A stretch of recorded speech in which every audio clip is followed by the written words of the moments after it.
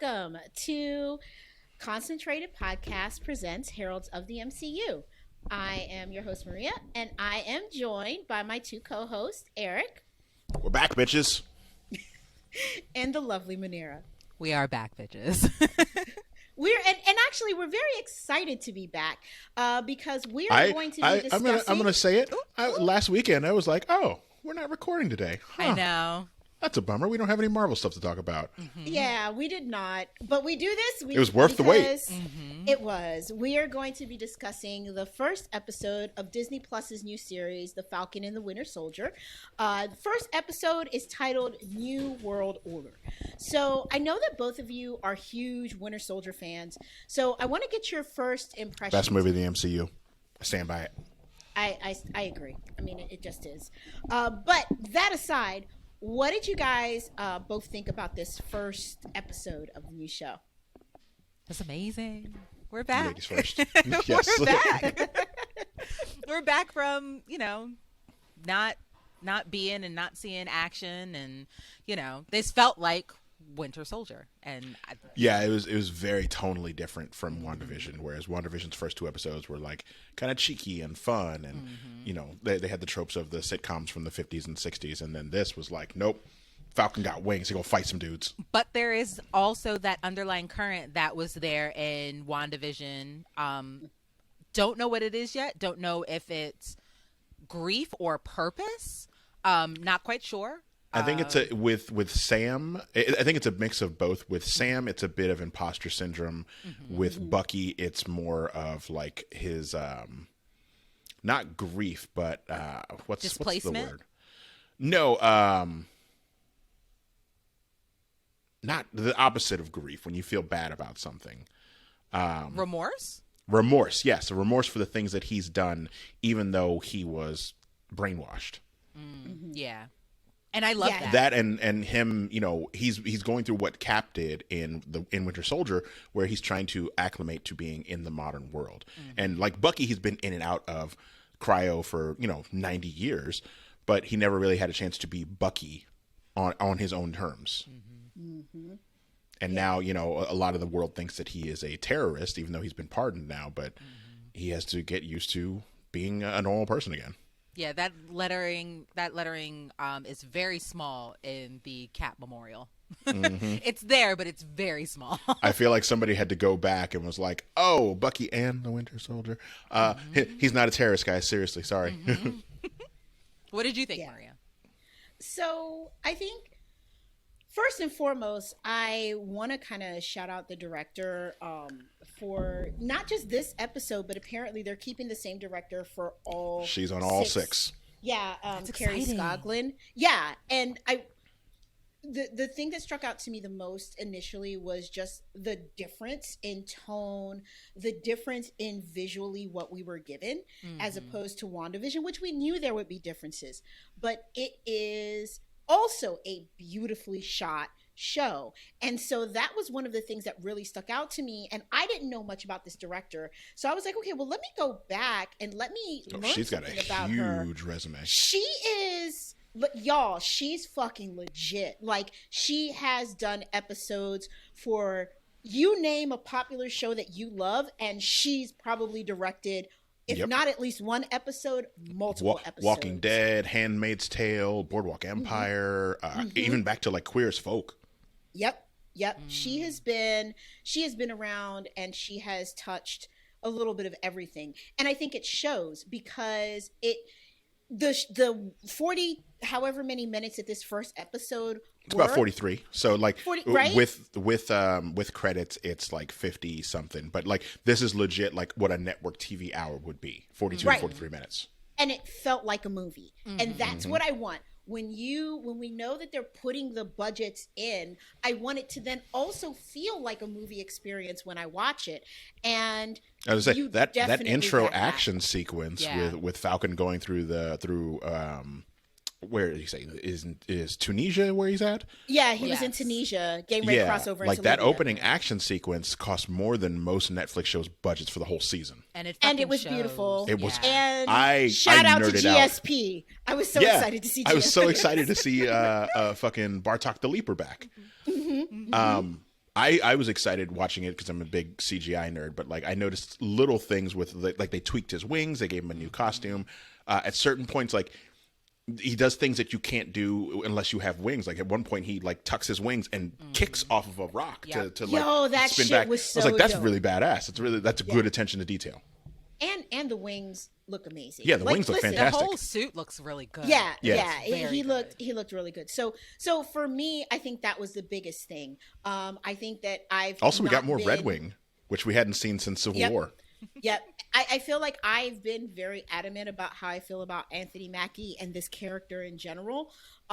So I came into it with obviously high expectations because it's a Disney Plus MCU show, but low expectations on the first name in the damn title, right? And I was pleasantly surprised. So I think with that, let's start with the first name in the title and jump right in. How did you guys feel about Sam and the introduction of Sam's character in this first episode? And Manira, I know that you're a huge fan of Anthony Mackie in this role, so I'm going to start with you, or at least you pretend to be, just to counteract me, I guess. No. He is the person that we were given. I enjoy Sam at juxtaposed to Cap being a regular guy who just wanted to help Captain America in what he needed. I enjoy that. So I enjoy Anthony Mackie. We didn't get that much of Sam. I mean, we didn't get that much of him in Age of Ultron. We got a little bit of him in Civil War and Endgame and Infinity War, but for the most part, we don't actually know Sam. We know that he was a fighter pilot, but that's literally all that we know, and somebody that was able to help Cap and Natasha when they needed help. So yeah, we didn't know that he had family and shit. No, at all, because I mean that little bit that we got in his house, we didn't see any pictures of his sister that we now know he has, his nephews, his parents. Right, Nothing. He could have been an orphan for all we knew. And we get that here, and it's very well done.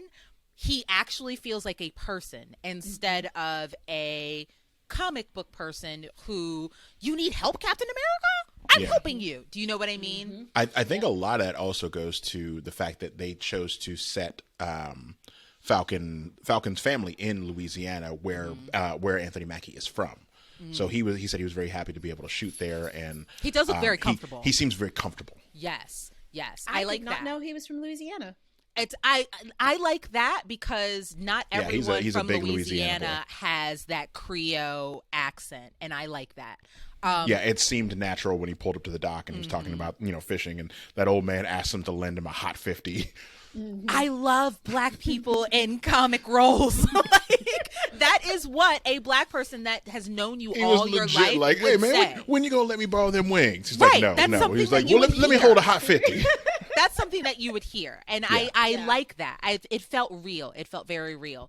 The bank scene felt very real to me, and being a person of color, and also being just someone who, of course, they would definitely ask you how you're making your money, because how are you making your money? That does seem like a question that like we as the audience wanted to know as well. Like, Right. You're an Avenger and you can stay at the Avengers complex, but are you getting paid? Right. That's And the- And if apparently so, they're how, not. how do you claim He's that on your still on taxes? that. How does it work? He's still Yeah. getting them VA benefits, which aren't great. He slipped Right. in those legitimate questions in between a good amount of racism. Which is literally what me and my boyfriend asked. Like, we watched it together, and when he was asking it, there's racism there. But also, I stopped and I was like, so in Age of Ultron, when Sam was asking Cap where, has he found a place to live? And Cap was like, I can't go back home because it's real expensive there. Where was he going to live? And how was Captain America making money? Well, Captain America was clearly staying at Avengers Complex or wherever had no Avengers choice. Tower. Right, but he said to him, I can't Again, go back those home VA because benefits. it's really I feel like mad if Captain expensive America there. was like, hey, I want to move back to my childhood building where I grew up, they'd be like, sure, come on home to Brooklyn, unless it's some vile millennial fucking billionaire's kid who's like, Yeah. nope, Which I it bought Captain probably America's is. building. Yeah. Right. Which it Gentrification. probably is. Yeah. So I kind of want to just kind of piggyback here. I think that the relationship with his sister and the very much like he feels like he knows everything and her being like, boy, you don't know shit.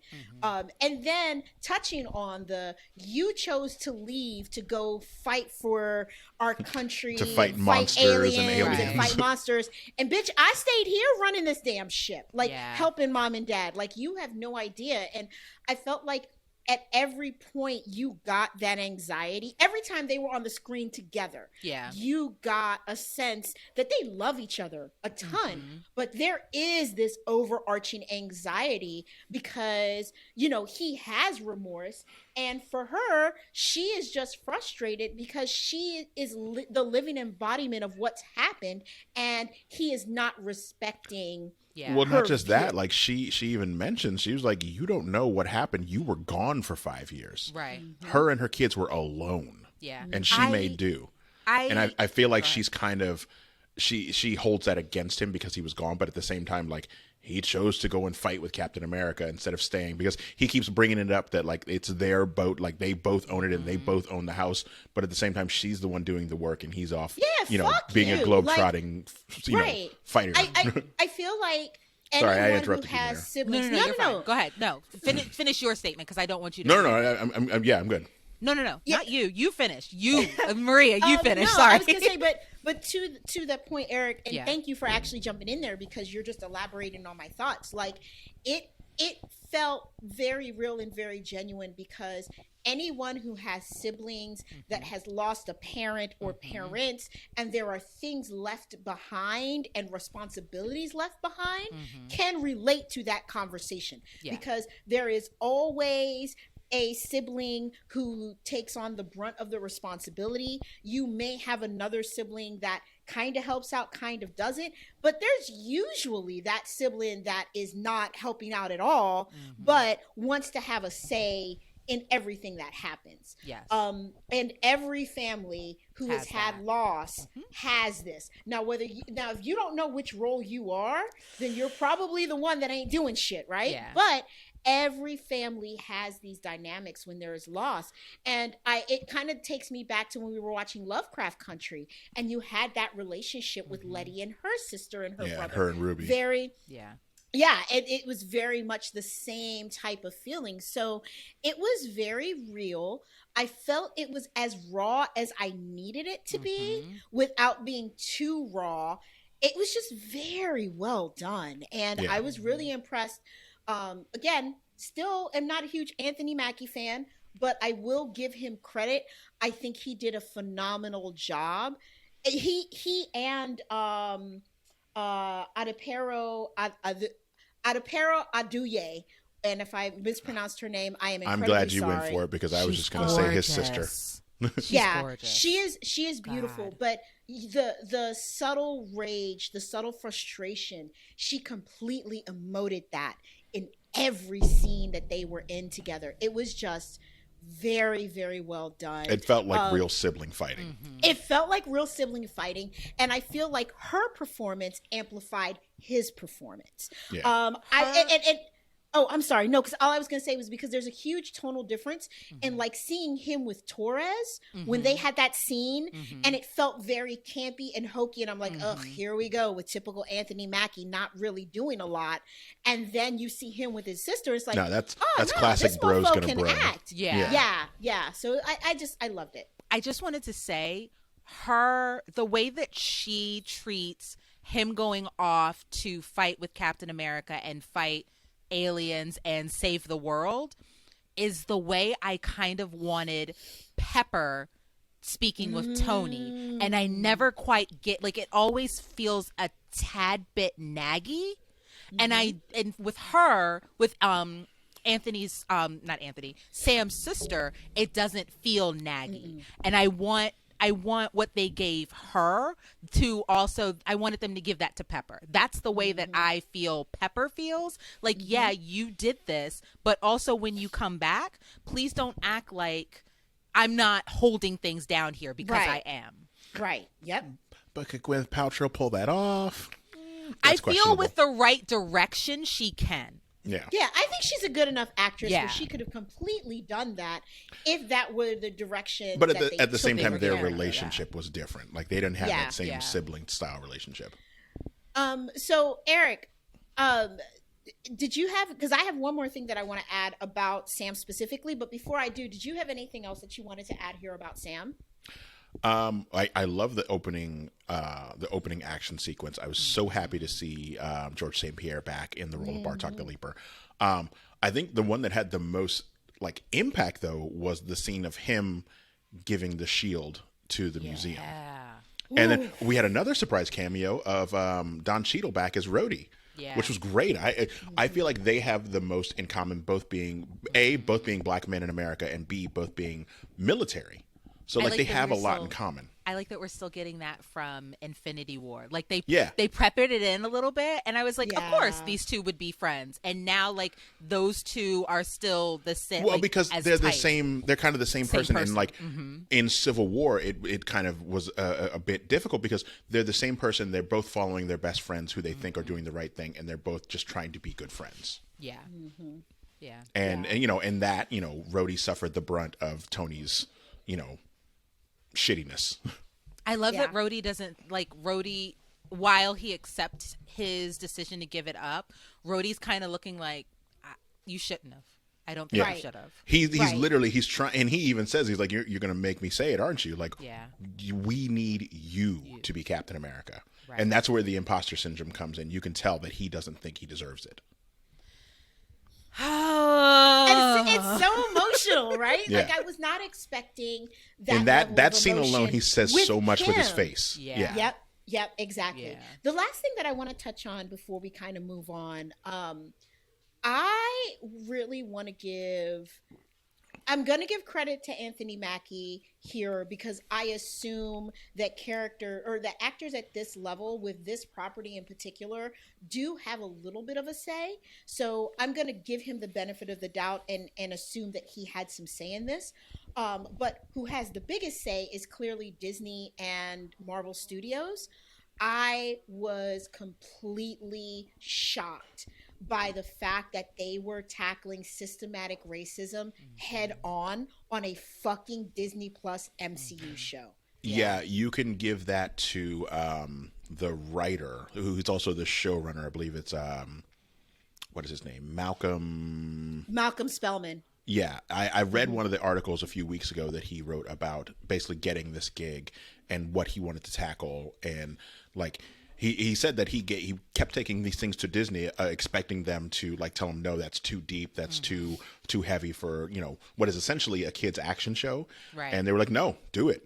So he said that him and the director had a really good working relationship, and she actually sat in the writers' room to like kind of give feedback as they were writing. It's very. I think Manira actually sent me the article that I think it's Entertainment Weekly about the director and her working on the show coming from other shows. It's very quiet. Well, okay, it's twofold. It's very loud if you know what you're looking at and you've experienced it. But it's also very quiet and very sneaky if you don't know what you're looking at. So well done. And it Yeah. is So well beautifully done. I feel like white America is not going to watch this show the same way that people of color will. No. Well, I And mean, it's I already was done gonna say, that. it won't be until like a couple of episodes later down the line when they legit put it in their face and they're like, you can't be Captain America because you're black. Yeah. And then they'll be like, what? I didn't see Yeah. that coming. When anyone from like When all of minute us were one like, were like, right yeah, there, yeah, yeah. we saw that.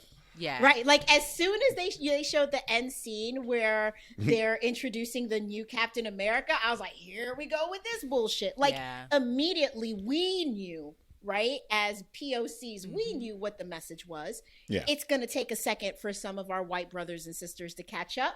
I'm good with it. I just applaud Disney for allowing it to be tackled at all, but then even more so for allowing the writer and the director to tackle this in such an intelligent and classy way, because I think that's the biggest difference. This is a very classy way, in my opinion, to tackle this subject, which is a very difficult subject, versus racism, y'all being racist. Like, well, that and doesn't like help in anybody. in a typical comic book movie or show, like some of the older ones, it wouldn't be tackled like this. It would be like there's a super Nazi or a super Klansman who now has superpowers and is gonna impose the white way upon everything. And now Sam has to stop him. But like, no, it's like, no, this racism has been here all along. It's America, guys.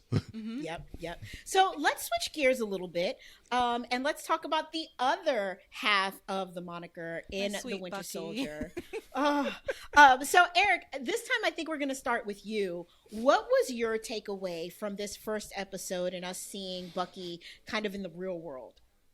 I love it. It reminds me a lot of the beginning of Winter Soldier with Cap trying to find his way in the new world, even though he has a much bigger role, Cap does, than Bucky. He's making friends with old men because that's what he knows. He's in therapy, which apparently is part of his pardon. I guess Cap went back to America and was like, hey, Bucky is not really... He's been brainwashed. I have the evidence. Everything that happened in Winter Soldier, Hydra. He helped save the world in Endgame and Infinity War. Pardon him. So as part of his pardon, he has to go to therapy and talk to a therapist. I really enjoyed the therapy scene, mostly because they didn't just give him they gave him the typical trope of a white woman therapist talking to him, but like she even calls him on his bullshit, and she calls him on the fact that she is a military therapist and she was active duty and was in combat. And she mentions that she has the same like PTSD, and clearly what he's going through is PTSD from being brainwashed from 90 years and being the world's greatest assassin. Yeah. Yeah, no, that opener where we see him being the Winter Soldier in his nightmare. I love that they brought fantastic. back the score from the Winter Soldier, because that I'll talk about it for days. The score of Winter Soldier is one of my favorites in all the Marvel movies, outside of just the movie being amazing. I'm waiting. Hopefully Mondo gets the contract to put it out on vinyl. I'll buy it in a heartbeat. You just want to hear Bucky screaming from the train, because that's what it is. Yeah. Just Bucky screaming from the train. I love it. Here's the thing, though, and I won't go too deep into this thought, but I watched Zack Snyder's Justice League cut right before, I finished that and went right into Winter Soldier, and it wasn't until you said it, Eric, that it hit me. I hate the score of the Justice League movie. Like, there were you mean so you don't like many... all of the choirs, and anytime Wonder Woman's on screen, it's just a bunch of ladies going, "Ooh!" Yeah, the score is terrible. And to your point, when Winter Soldier starts or Falcon and Winter Soldier starts and we get that opening scene, it was like subconsciously in my mind, I was like, oh, that's so much better. That's exactly how music and sound is supposed to help a story along. Amazing composers like Henry Jackman and fucking Michael Giacchino, and like, these sound amazing. These make me amped for the show. Yes. And this is the proper way to give characters, like, I know they've tried to do it in DC, like they keep bringing back the old Superman theme from the 80s and 70s. And Wonder Woman's theme is okay, but it doesn't fit every scene that she's in. Things like that. These, like, in Marvel, they've given everyone kind of their own theme song. And Falcon and Winter Soldier have their own. It's almost like they've planned everything out. Yeah. Funny how that works out when you have 20 plus movies. Gosh. And then you start working on TV. Right. So, Manira, Yes. I want to give you an opportunity before I jump in, because I could word vomit about Sebastian Stan in this role on this show, like Eric could word vomit about other things for hours. I also love that he is still sleeping on the floor. Like, you can tell There's a nice callback. Yeah, because Cap mentioned the same thing, and even Sam has mentioned it, something about them being deployed and them sleeping on rocks and things. Like, he still sleeps on a sheet on the floor. Yeah. But anyway, right, because I wanted Manira's thoughts, Eric. Manira, what did you think?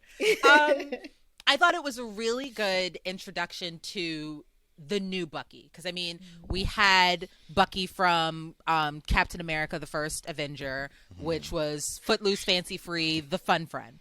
Then we had Winter Soldier, who was the Nazi terrifying spy monster. terrorist, right? And Murderer. then we had Bucky trying to basically do it on his own without therapy, just living by himself in a crowded city. In Civil War. Yeah, and that wasn't working either because Zemo. And then we had, like he said, his one quiet in Wakanda, which is my favorite Bucky. Him being on a just lily chilling. Pad by himself, having those little kids bother him, but that's fine. That made me very sad with that therapy session when he said that, because you could tell he's trying to get back to that, but he doesn't know how. I felt like even in Wakanda, he even mentioned it during the therapy. He's like, I had a moment of peace, and then it was back to fighting. All he knows is fighting. Yeah. But what I want at the end of, like, what I want for Bucky is for him to go back to Wakanda and be just quiet and happy. Be legit the White Wolf. Yeah, I would love that. That's what I literally want for him. I don't know if we're gonna get that, but that's what I would want. We're gonna get it. Yeah, it would be great. And like, I think that what I loved, like, we talked about this when we were talking about Falcon, it's kind of like starting to see the humanity, seeing what they do when they're not running around saving the world. But I think that you got that in a more amplified and concentrated way in all of the scenes with Sebastian Knock Stan. on wood, concentrated way. Yeah, you like that. Wink, wink. But, because in every scene, with the exception of his nightmare that we get that action sequence, he is really trying to just be a human being. Like the 3 scenes with Yori, were probably my favorite part of this entire episode. Like, even when he went to knock on his door and you felt that he wanted to tell him and then he doesn't, like, that was a beautiful scene. But the other 2 scenes gave me just enough comedy without actually giving me comedy, because yeah, exactly. He's 106 years old. He's hanging out with this old Japanese guy who, and they had the same energy. He's a very good actor. He has the same thing that Captain America could do, where like Captain America could be with a bunch of, like, kind of one of the few good scenes in Age of Ultron is when he's talking to the old World War II vets, and he's like, yeah, we're basically the same age. Yeah. I loved everything about that and seeing that humanity and seeing that trauma, because if nothing else, what I think Marvel has done incredibly well, that DC hasn't been able to capture yet on their live action productions. I think they get it in the cartoons. Justice League Unlimited, forever, all day, every day, one of the best series cartoons ever. Never will take anything from that. And you get it a little bit there, but you don't get it in the live action. And you do get this within the MCU, that, project after project after project, they are showing you the after effects of what happens when people have to save the world and make tough decisions and do these things that are for the greater good, but, like, aren't that great? I mean, because shit, in this first episode, let's face it, Falcon killed like 20 people in the first 10 minutes. Like, I started keeping. Yeah. No, listen, I was keeping. They were bad guys, but they had to go. Right. I was keeping track. Like, holy shit, he is out here legit murking folks, and Disney is okay with it, like showing murder. And I'm here for it. But then you see all of the after effects for both of them, but especially for Bucky. Like, when he opened up that book and was like trying to cross off names where he was making amends, I was like, that's gonna be horrible. Like, waking up every day knowing you have this long ass list of people that you regret you have wronged in some way and you want to make up for it. Yeah, it's no exaggeration to say that Bucky, in his actions as the Winter Soldier, shaped the modern world in the 20th century. Yeah. Like, him murdering people and taking out all these, good guys, bad guys all over, he legit changed the world. Like, and now he has to act for that. that. For people that, had bad agendas to infiltrate, and now he's got to, he's got to clean up his own mess. Clean that ledger up. Yeah. It's a lot. It's a lot. So I loved everything about how they showed us the humanity. I loved his very awkward date. Oh, it was so great. With the hot sushi chef. She is gorgeous, by the way. Before we move on, we are all in agreement that he I don't should think not she- tell Yori, right? I feel like he's gonna have to. Like, we didn't mention it earlier, but like his flashback scene of him like committing a hit as Winter Soldier, he kills Yori's son, and he's got him on the list. And I feel like that's how he found Yori, was like trying to make amends, and he has made a friendship with this old man, but he knows that he has this secret in the back of his mind. I don't want him to tell him. There's It's no not reason going to to tell do him. him any good. No, I'm hoping they don't do the trope that they do, especially with older Asians and like people from the Middle East, where they're like, oh yeah, I forgive you because of my religion, or Right. some bullshit like that. Like, no, I want, if he does tell him, You wanna do I it want done. Yori to be mad at him. Yeah. Yeah. I mean, and he should, because he's infiltrated his life, made himself a friend, and then you did this only to what? Ease your conscience? Yeah, No. because that's exactly what it is. Yeah. No. Yeah. I don't want him to tell him, no. Also, Okay, we're all so- in agreement that the sushi chef doesn't recognize him as the Winter Soldier, right? Yes. I She does think she not. doesn't. Yeah. Because he cut his hair, and like she even asked him about the gloves, and he says he has poor Yeah. circulation. I don't think that she gets it at all. And quite honestly, with it being a mini series and us only getting 6 episodes, I don't think we're going to see a lot of Yori again. I No. feel like there's going to be too much going on Yeah. for him to revisit. But I feel like do- maybe we will, like, in the end, like after all the big stuff is done, and maybe there's like a little montage of him going back, and Yeah. maybe we don't hear it, maybe but a like post we credit see, or something like Yeah. that. Yeah, give 'cause Bucky the the relief that he needs to get it off of his chest, even if it ends poorly. Also, we got we didn't hit on it, but Sam is reaching out to Bucky. Yeah, Constantly. the therapist mentions that you're not replying to Bucky's text. I did love the fact that Bucky has a flip phone. He's old. He's an old. He's 106. I'm happy that he actually even knows how to use a phone.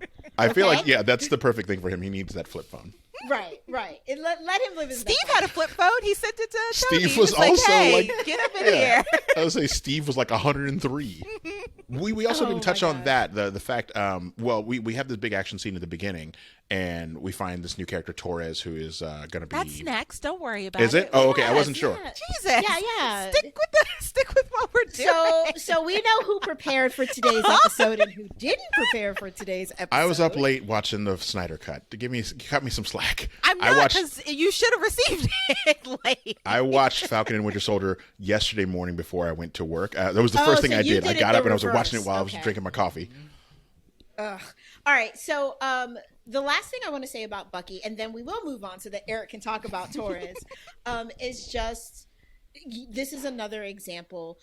I think that sometimes people look at Sebastian Stan as an actor as just a pretty face that can do action. And this first episode, I'm pretty sure he's going to be kicking ass the next 5. But in this first episode, we get to see the humanity of the character, but also you get to see him flex his acting chops a little bit, because he emoted a lot of different emotions. And I think that at no point in watching this performance did you not know what he was thinking or what he was feeling, because he did such a great job of showing it on his face, like the whole time. He also does really good comedy. Like, I don't know if most people know this. does. He was the bad guy in the first Hot Tub Time Machine. The ski patrol leader. Oh shit! You're Yeah. right. I completely forgot. He's been about around that. for a while. He He has. has been around. He has been around. Yeah, he was the ski club, the ski patrol captain, who was a real douche, but I loved him. And, They and both- also just Go ahead. Oh, no, go I was ahead. going to say both Anthony and Sebastian did a very good job with quiet moments. And Yes, so yes. that was really good to see. no, that's exactly right. Yeah. And I'll just wrap up with on him with saying I'm kind of happy that he's not currently in the Star Wars universe. I know that a lot of people were like, he kind of looks like Mark Hamill. Let him be the new Luke Skywalker on all of these things. Nah, I love him as Bucky. Let's leave him as Bucky. I don't need him also being Luke Skywalker. That's too much for me. I would say if they decided to legit do a Luke and Mara Jade show, I'd watch that with him as Luke Skywalker. Okay, But no one else. I retract my previous statement. Yeah, I agree. I would also want that. But unless you're giving me that, keep him the fuck out of Star Wars and just let him be the Winter Soldier. All right. So that said, we were also introduced to new villains and some new support staff. So I think that this is a pretty good time to kind of transition and talk about kind of the last piece that I wanted to talk about this week, in Captain Fake and the Flag Smashers and Lieutenant Torres, and kind of the setup that we see happening for where this series is going to go. So Manira, I'm going to start with you because we already know Eric has a whole lot to say about Torres. What did you take, or how did you feel about the direction that it looks like we're going with what appears to be the villain right now, and also this kind of new support character that we're seeing in Torres? Oh, I wanted to talk about Captain Fake. Okay. Well then listen. How about you do that, and then we'll let Eric go ahead on his bro love fest with Torres. No, I just wanted to bring up Torres because Torres mentions, like, you guys love Torres more than I do. I think he's going to die. All right. Don't do that. don't do that, please. No, we will get fucking there. No, first and foremost, I want to talk about this fucking fake Captain America that we have. No. I don't, and they're calling him Cap too. They're not even calling him U.S. agent like he's supposed to be. No, and he came out. So when he came out, I already knew when Sam's sister came in, and Sarah, and she came in and she was like, Sam, you need to look at this. I already knew. I knew from the beginning when that white man smiled in fucking Sam's face and was like, thank you for doing the right thing and bringing the shield back to us. I'm like, no, you already have it. You have that white boy in the back. You just want to put the shield in the box for a second, and then as soon as Rhodey they were clearly waiting Sam on the shield. We're trucking John it right Walker's in out. the back already trying on the suit and getting it tailored. Secondly, the whole we need a fucking symbol for everyone, that little bit of racism there, because that's racist. Sam had it. Sam had the shield. Cap gave Sam the shield and told him it shouldn't feel like it's somebody else's because it's fucking yours. Yep. You saying that a black man, because essentially what you're saying is a black man shouldn't have the shield. He's not a symbol for every man, but a white fucking face with a goddamn punchable face. Because y'all could have easily tailored a fancy new outfit for Falcon. Right, for Falcon. And that is the symbol that we need. It burns me up so fucking bad because you brought us fucking over here and we built your fucking country, but we can't be the symbol of fucking hope for everyone. The white guy has to. Fuck you. Fuck you. Also, I didn't see a montage with him like showing everyone that he could save anyone and everyone just by being, a person of just a person. That fucking motherfucker that they've got up there. No. Also, he's got a fucking gun. And the fucking wink at the end and his Play-Doh fucking face. I can't. I want him gone. Cap had a gun. Right. Cap had a gun for a second in Captain America, the First Avenger. He was fighting Nazis on the regular. So and fucking in all his other ones, he doesn't have a fucking gun. He uses that goddamn shield and leg day. That's what he uses. Yeah. Fuck you. Fuck you. Cap doesn't skip leg day.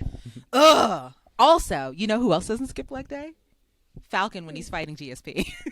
True. Ooh, but we're not on that. So you're mentioning his Play-Doh face. That is, what is it? Ben Wyatt. He is Kurt Russell and Goldie Hawn's son.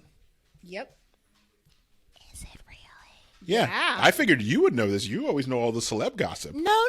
Okay, so or here's Wyatt the thing. Russell is his I was name. telling you guys that I didn't do any like looks. I didn't do any theories. I didn't do any looks for this episode. I want it to just be like completely and utterly in it. With that, now I've got to go and look that up because as soon as you said it, he looks very much like he's got that Kurt Russell chin. Kurt Russell, yes. But here's the thing: why do all their kids have different fucking names? Because they're and I'm not even trying to be funny. So they can get in without seeming like it's nepotism, even though it is nepotism. That is not true because Kate Russell and or you mean Kate Hudson and the other one are Goldie Hawn and one of the Hudson brothers' children. Oh, Wyatt is Goldie Hawn and Kurt Russell's son. That's why they have the two of them are from previous marriages with Goldie Hawn. God, okay, because I know Yeah. like she calls Kurt Russell dad, like She does, he raised yes, her. yes, I yes. didn't know, I didn't realize they didn't have the same father. They are Okay, that They makes are a sense. blended family. Yes. Yes. And a blended family full of amazing, because I love them all. Yeah, no, every last one of them are really Yeah, good no, actors. we're supposed to hate Wyatt Russell in Yes, this role, yes. but at the same time, I've seen him in a lot of other stuff, and he's really good. He's really good in Overlord. If you haven't seen it, He's got that crazy hair, and I'm trying yeah, to figure out normally like he's where got that like hair super comes long from. hair. Yeah, Yeah, I mean, look at Kurt Russell in the '80s. that's fair. Look at The Thing. Kurt Russell was doing a lot. Yeah, the the man has Snake Plissken blood in him. Yeah, but no, I fucking hate him. So there's that. He does really look like his dad, though. Yes. I'm sorry. Yeah. As soon I as was you just said looking it, at I was like, picture. yep, that He makes sense. does really look like his dad, and I guess, you know, He's got that punchable face that you want Yes. for someone who Yep. shouldn't have the shield. Yeah. right. Yeah. Yeah. So with that, thank you. Wait, for- sorry. No, go ahead. Did we think he's a super soldier? I feel like they might have given him like we didn't talk about it yet, but the flag smashers clearly some of them have abilities or some type of like they may have gotten a version of the super soldier serum. So I feel like maybe the government would have made one like we know that they had a version because they Right. used it in the Incredible Hulk, and we know that Abomination that's still canon. Abomination is still locked up. So maybe we'll get more into that. Either that or I think looking at some of the other trailers where you see him at like football games and shit like that, I think he might just be like the symbol. Like Captain America Yeah. was originally supposed to be where he was just going around to Propaganda. You know, Yeah. to sell war Yeah. bonds and shit. Okay. Well, especially considering that the whole movement of the flag smashers is to remove international borders and basically share the resources. Like Yeah. it kind of makes sense for this idea of no. Now is exactly when we need an American. We need to symbol. America first type person. Yeah, because the flag smashers, their goal is to they think that the reversing the blip was a bad thing and that life was better in the 5 years where half of the population was gone. Hey, Thanos. I can see their point. Hashtag Thanos was right. I can see their point. Bro, I just want you to know. I don't know if he's published it yet, but I hopped on with Corey, Bobby, and Cornelius on their movie review. Well, first off, from the Canopy podcast, we're always shouting them out. We love their podcast, but I jumped on to have a conversation with them about villains. And Cornelius had the audacity to bring up Thanos as if Thanos was a bad guy. And I represented Eric. I was like, no, like- let's talk about this. The man had some good talking points. He did. Listen, He maybe faltered a bit in the actions. No, my whole argument was if they had followed comic book canon and made this all about him just trying to impress Lady Yeah, Death, movie then Thanos yes, is a much complete better developed villain. character. But movie Thanos was not trying to impress nobody. Like, listen to what he was saying. Kind of makes sense. But I digress. I definitely think that. Oh, see, here's the thing. I don't think that the Flag Smashers are actually going to be our villains, though. No, we also know that Baron Zemo is back. Things like that. I feel like there's going to be multiple villains. I mean, hell, we already saw GSP back as Bartok the Leaper. And he leaped right out of that. Yeah, that I hope we see it. helicopter. I hope we see him again, or like even if it's just in this one episode where like, hey, you're a little villain of the week type character. I'm fine with that as long as he's willing to come back, and he seems like he very much is, and he enjoys playing the character. So I'd be happy if he comes back or not. I want him to always be a Captain American villain. Yeah, Yeah, like he doesn't make I want us sense to have some against in the anybody wings. else. Right. I want us to always have a villain in the wings. So yeah, I want him He's to so be badass, one of them. though. Good for GSP finding a way to not have to speak a lot of English and kick ass on screen. Yeah, because I think he's supposed to He be speaks French. Algerian. Oh, was it? The character is supposed to be yeah. Algerian. Yeah, but he GSP does is speak from French. is Canadian. Is Canadian. Yeah, But he was He is, speaking. French. Was he or what? Okay. Did you guys have caption on? yeah. Okay, and it said French, right? Yeah, he's No, speaking Algerians French. speak In Algeria, French. they speak okay, French. Okay, Yeah. sorry. Yeah. I wanted to make sure that I wasn't. It was their I way try of to making keep- him French speaking, but not being Got from it. France or Got it. Canada. Okay. So they were like, kind of like if they get a guy from Senegal who might speak French, Right. who might speak Yeah. French. Okay. Okay. Yeah. So I think it'll be really, really interesting to see where it goes. So I think with that, was there anything else that you guys wanted to cover before we wrap? I don't want Taurus to die. Torres don't. is doing. He's doing the most. He's doing more than like he's taking on extra credit. When Sam's like, "Hey, just look and observe," he's like, "No, I'm gonna go to this thing." I don't want him to die. He's too much of an eager beaver. We need more people of color. And yeah, it was nice to see a Latino gentleman, but at the same time, like there's clearly something about this guy that you ran up on, and he broke your gun. And then I did like the message that he sends Sam. He's like, "Hey, God, I need your help. I need to talk." And then he sends him a frowny face after he got his ass kicked. He's like, "Do you have a secure line?" Somebody punched me. Help, Sam. But Sam has already told him, like, I thought you said that you were doing this on the deep web. Why is your face fucked? Like, what is going on? I told you to see it at a distance. And I was on the deep web, and then I caught a deep boot. Right. I thought he was going to kill him there. I was like, oh, no, not Torres. We just got this guy. He is very eager beaver, and it does not bode well for an eager beaver in these things. So he gonna die, y'all. I'm not ready for it. I love him. I want all the POCs all of the time, but his character was a little bit annoying to me. I just because he was so he was so wee. He was so. I think Manira mentioned it either earlier or offline that he seems like how Sam was for Cap. Yeah. When we first met him in Winter Soldier. Yeah, exactly. I mean, but it's kind of funny to me because the actor that's playing him, Danny Torres, he's actually going to be in the new Top Gun movie that I'm not at all remotely excited about. You gotta come on. And his character's name is literally Fanboy, and I'm like, well, we could have just called him Fanboy in Falcon and Winter Soldier too. I thought you were gonna say his character's name is Torres, and I was like, come on, that's just lazy. Right. There's a lot of you could have given him one of the other stereotypical Latino names, like it's Morales or Ramirez or Rodriguez, Martinez, Lopez. It ends in a Z. It's good. Or an S. Yeah. All right, guys. Well, with that is our take on this first episode of Falcon and Winter Soldier. We are not going to do conspiracy theories today. We're going to stay away from them. Yes, I didn't look at anything. I didn't look at No, stop it. You stop it. You stop it right now. My French is getting good, y'all. It's not. Manira is trying to control herself, and just like any good friend who has a friend that's battling an addiction, you want to be supportive.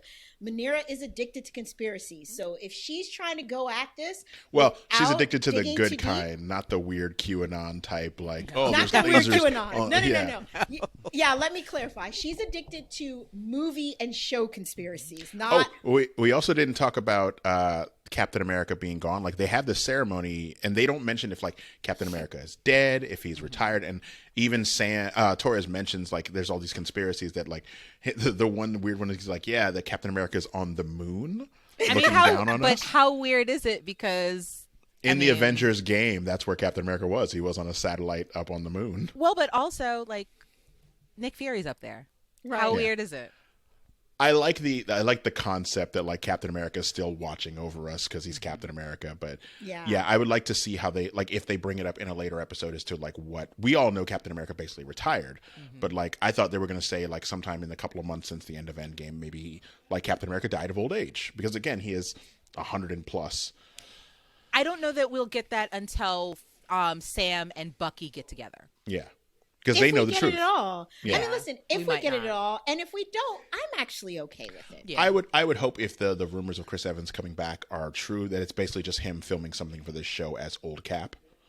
I don't need anything past that. Like maybe he pops up and gives, Bucky and Sam a quick pep talk. And he's like, hey, you guys need to work together. Yeah, you guys should be friends. You're the same person. Yeah. I do also want to say I enjoy the juxtaposition of Sam and Bucky's lives, where Sam has all of these people in his life that he cares about, and Bucky has no one. So like it's very quiet for Bucky, but at the same time it's very loud for Sam. And Sam is trying to do everything, and Bucky is trying to do the least to feel human. It's a good juxtaposition of characters. Which is why Bucky should just come to Louisiana. I mean, there's a bunch of people that would love him. And they can just be friends. Maybe Bucky just becomes a fisherman. For you. Yeah, he goes and he becomes. Oh, maybe he marries Sam's sister. And, he's the stepdad to those little boys. Working on the boat. I would not be mad at that. Yeah. Like, you literally just put that in my brain, and I'm like, okay, so when Sarah does meet Bucky, like... I don't think we have time for conspiracy because there's only 6 episodes in this. It's not like WandaVision that was 9. Yeah, we're totally staying out of the world of conspiracies, guys. So with that, well, maybe until next week. You read my mind. Right, I would say because clearly we have a lot of thoughts, and we also actually hope that we cleared everything up for you guys on this episode, because there was a lot and also not a lot going on at the same time, which made it really great. It's some good world building. Yes. It really is. And listen, if we didn't, let us know. We definitely want to thank you for listening, as always, and watching if you're watching it. If you liked the episode, please make sure to, if you're watching the video, hit the like button below. If you are not watching the video and you are listening to the podcast, definitely rate us. Haven't had one of those in a while. Subscribe. Yeah, we haven't gotten a rating yet. And then definitely subscribe to the damn podcast. Subscribe to the YouTube channel. You can get us every way. Tell a friend to tell a friend. Like, we're here for you. We are your friends, right? We are a cult. I know that is very culty. And that is good because we are for the greater good. The greater good. The greater good. But with that, as you guys should know by now, we have branched out. We are doing this series specifically for our Marvel fans. If you're into MMA, you're in luck. We've got Throwing Bows, where we just talk MMA. We also have our, which is kind of becoming a fan favorite as well, our Cup and Saucer, which is 3 POCs talking about that good European shit. Normally it's British. Right now they've gone down to the French Riviera and they're having some fun down there with Lupin. I'm sure they'll It's they'll a be lot back. of fun. C'est bon? No. See, and that's the stuff that happens. If you like Courtney, like when Eric does his accent, I do not, because I don't want it to offend our listeners. Nope, I love it every time. Somebody, I want come all the on. accents. Somebody. I want some of our French listeners to call in or give us a message. Basically just doing their shitty American accent, like, hey guys, I'm gonna go down to the rodeo and eat some barbecue, because that's how we sound to them. Yes, and I want that too. I want all of this because it's in good fun. It is very much in good fun, but you gotta stop. Like, come on, please. And then lastly, guys, we are still doing our original OG Dog and Pony Concentrated. We've got a lot of exciting things coming up on Concentrated. This week it's going to be the review of the Snack Cider. Snack Cider. Yeah, because that's what I had to keep doing, was snacking through this long ass movie. But we're going to be reviewing Justice Just grab League, a cup so of your definitely favorite look out snack for that. cider. That's it. That's what you need. And listen, if you guys want to send us any type of feedback, you can do that to our email address, which is concentratedpodcast@gmail.com. Or you can drop a message on our Facebook page, which is Concentrated Podcast. You can follow us on Instagram for episode drops and updates. Our handle is @ConcentratedPod. And then lastly, you can leave us a voicemail. I know that we've got a pretty long voicemail for this week's Concentrated. It's a 2-piecer, so I'm excited about that. But you can leave us that voicemail at 301-531-4393. Again, that's area code 301-531-4393. It's probably also important to note that we record this Saturday mornings. So if you want your voicemail to be on the show, you need to get it to us by Saturday by 8 a.m. Yep, Eastern. Absolutely. Yes, Eastern Standard Time. And just really quickly, for our international listeners, that number is also on WhatsApp. So you can also leave us a message on WhatsApp through that number. We're speaking to you, French listeners. Speaking to you, French listeners, because I want you guys to drag Eric's French accent. So with that, guys, that is it for this week. We will be back next week with more Falcon and Winter Soldier. See you guys. Bye. Peace. Bye.